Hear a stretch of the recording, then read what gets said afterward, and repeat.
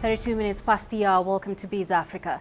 Africa-focused Tullow Oil PLC took a step this week towards a greater transparency on government payments. Anti-corruption legislators warned, releasing figures by country and by payment type for the first time. In its 2012 Corporate Responsibility Report, Africa's biggest independent international oil company published all the tax, royalty and other payments it has made to all governments around the world. According to Reuters news agency, the report goes further than some larger companies have with disclosure and, and offers a glimpse at the tens of billions of dollars pouring into the accounts of research-rich African governments, but its disclosure level falls short of the demands of new legislation.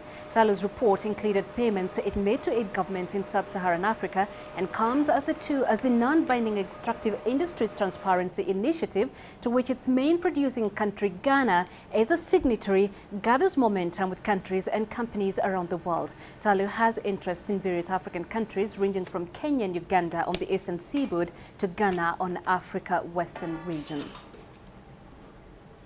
The EU has long been an economic partner to Egypt, funding projects and encouraging businessmen to invest in the country.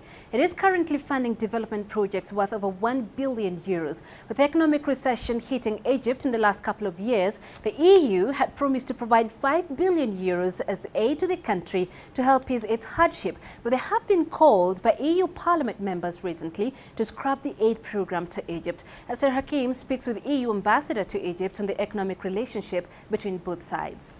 The EU has been cooperating with Egypt for the past few years. Can you tell us more about the grants and loans and funds the EU is providing for Egypt? The last 5 years, well, we've done many things in this country. It varies from supporting infrastructure sectors like water, renewable energy, social sectors, education, health. We have a lot of support for civil society here, especially since the revolution, of course, where you've seen an explosion of NGO activity, both for development and for advocacy, democracy, human rights. We have also been very much involved in leveraging new loans, new concessional loans for the country, especially from the European Investment Bank, which is a sister institution of the EU, from the Germans, from the French, and from many other sources as well. So at the moment, we have well over €1 billion in grant-aided activity in the country. What has been the EU policies towards granting loans or funds to any country, particularly Egypt? And there's a task force. Can you tell us more about it? Yeah, about 6 months ago we had a task force, which is an operation which brings together not only public institutions and development banks, but also the business community.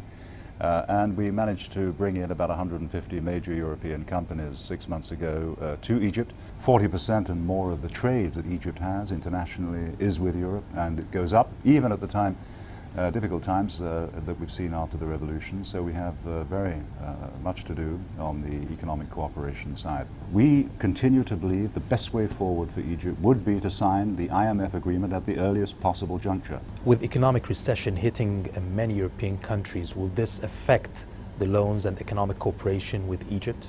Well, I think actually, yes, we have the Eurozone crisis going on. People have different judgments. We believe that we've turned the corner, that it's beginning to abate. But one thing is for sure, the last couple of years, interest from investors, private sector investors, in Egypt has always been very high, even against a difficult economic background in Europe. And it's perhaps not so hard to see why, given the geostrategic position of the country, the prospect of a more transparent, efficient administration emerging in future. The prospect also, we hope very much, of freer trade between us, Europe and Egypt.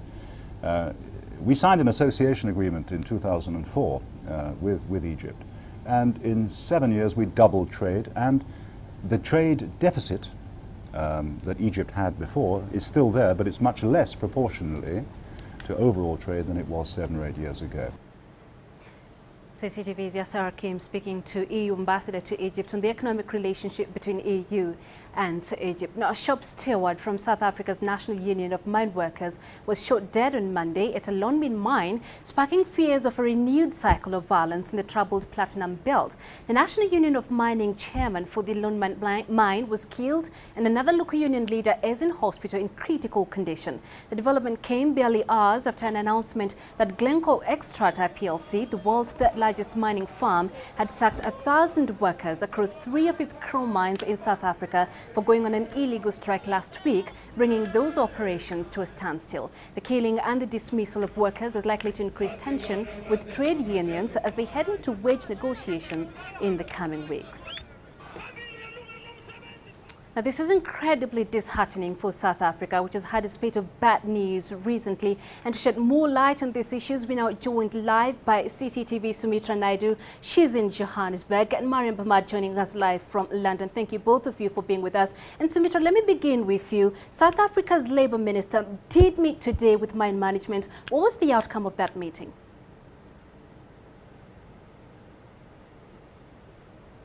Well, Panina, the Labour Minister started off what's expected to be a series of meetings between government, mine management, mine workers and unions. Today she started off her meeting with the 2 unions, the National Union of Mine Workers and AMCU, the rival union, the Association of Mine Workers.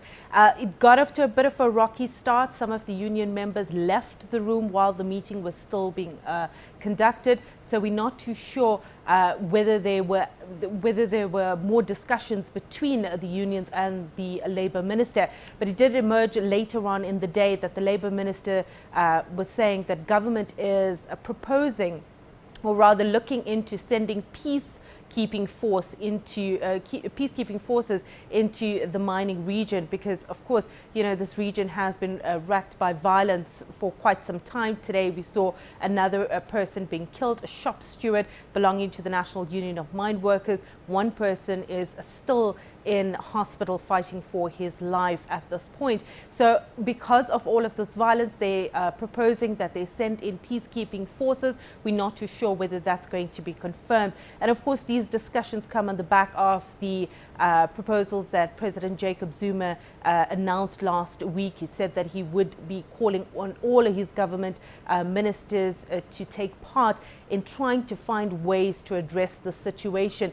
The Deputy President, Kgalema Motlanthe, has also been called in to start negotiations between the rival unions. Right, Mariam, let me rope you into this conversation. Lonmin is listed on the London Stock Exchange. How are foreign investors viewing these recent developments? We've heard Sumitra telling us that one person was shot dead, and of course not to mention the 1,000 workers who are now jobless at Glencore. Absolutely. You know, Lonmin absolutely felt the effects today after the incident. The common reaction here has been, you know, the cuts were expected, and to some degree so were the clashes. Now, what's missing is adequate policy to cover both workers' rights and corporate measures outlining for foreign companies, and that's what investors are looking for. What's worse, the feuds between unions and mining companies continues to take a deadly turn.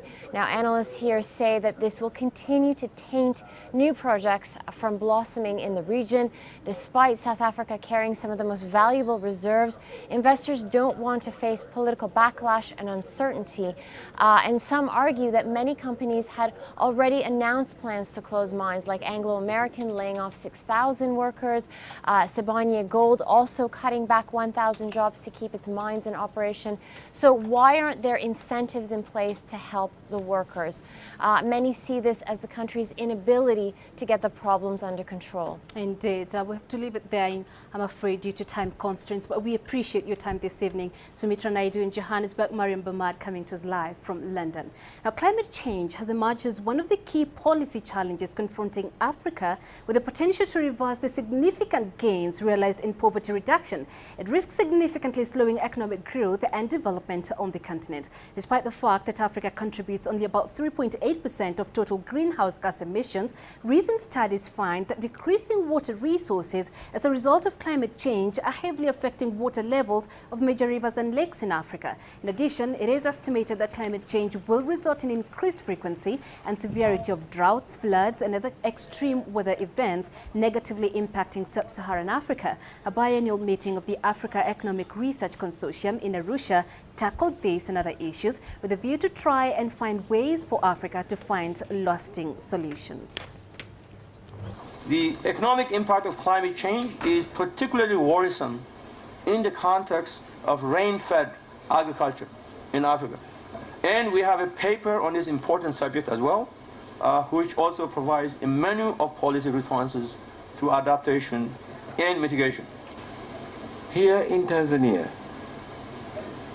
the Intergovernmental Panel on Climate Change, IPCC, fourth assessment report has found that Mount Kilimanjaro glaciers and snow cover have been retreating. That is 55% of glacier loss between 1962 and 1962 to 2000 has been noticed. Over the 20th century, the spatial extent of Mount Kilimanjaro's ice field has decreased by 80%. You're watching BizAfrica, and coming up after this short break. Tapping into changing tastes, South Africans turn to locally brewed and non-commercial beers. More on this after the break.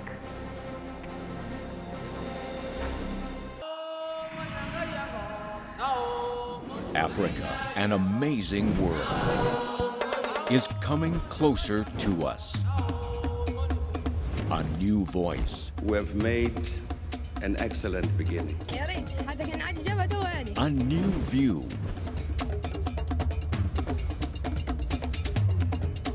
Let's watch together.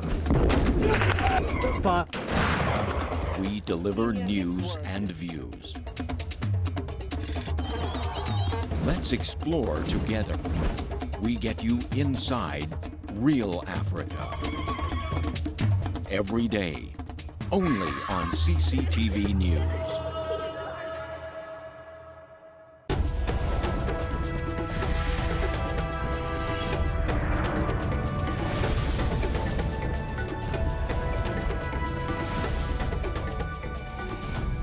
Welcome back to BizAfrica.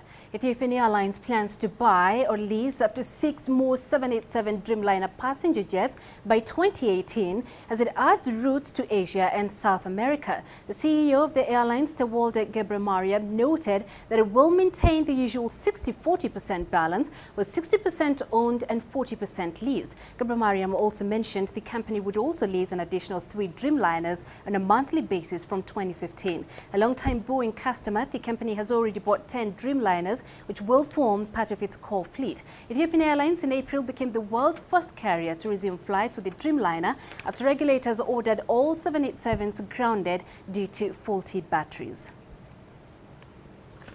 Now, although South Africa is the continent's largest economy, it has fewer than a handful of locally produced beer brands, but that might change soon. The growing middle class is getting a taste for the beer produced by microbrewers, which is adding to the variety of products on offer. CCTV's Travis Andrews went in search of some of these traditional brewers and brings us this report.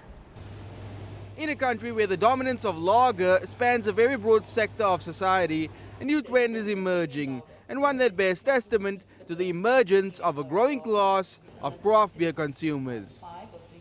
South African microbrewers are flourishing under the growth of this untapped market, where not just traditional aficionados of slow-crafted ale have been won over, but a new broader market of consumers. The manager of the Birkenhead, which was one of the first microbreweries to be established, believed the traditional perceptions of craft beer consumption and microbreweries are changing by the day.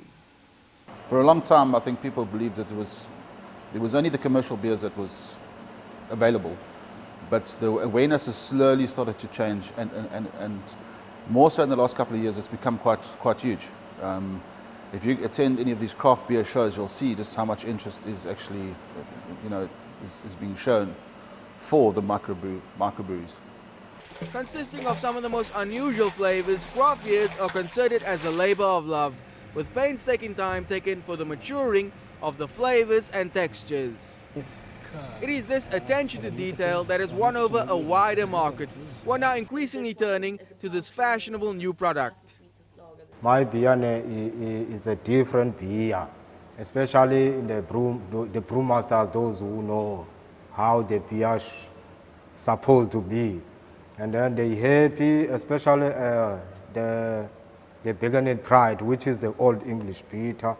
And the people from overseas, they like that one because it's nice and more bitter because that one has got a lot of hops in it. Accompanied by the growth in the market are so-called gastropubs, who cater in a large variety of microbrewed products, and some of the patrons believe there is a new culture of craft beer consumers on the increase. Wherever I come, I notice that more and more men are drinking craft beer, even women likes the craft beer lately as on an increase in South Africa. It's like a new culture where people actually find that craft beer is much better than normal beer in a bottle.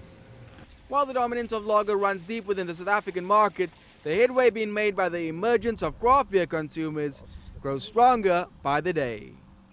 Over the last 12 months, South Africa's microbrewing industry has registered exponential growth. Here in the Western Cape, which is the epicenter of this relatively new industry, a number of successful microbrewers are coming to the fore, and in turn capitalizing on a huge upswing in growth of new craft beer drinkers in this country.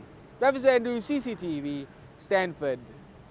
A Kenyan flag carrier, Kenya Airways, has expanded the scope of its code-share agreement with fellow SkyTeam member China Southern Airlines as it works towards expanding its global presence. The initial agreement was signed in 2009 and provided a framework for partnership between Kenya Airways and China Southern Airlines that saw them market and sell one another's flights on the Nairobi-Dubai-Guangzhou route.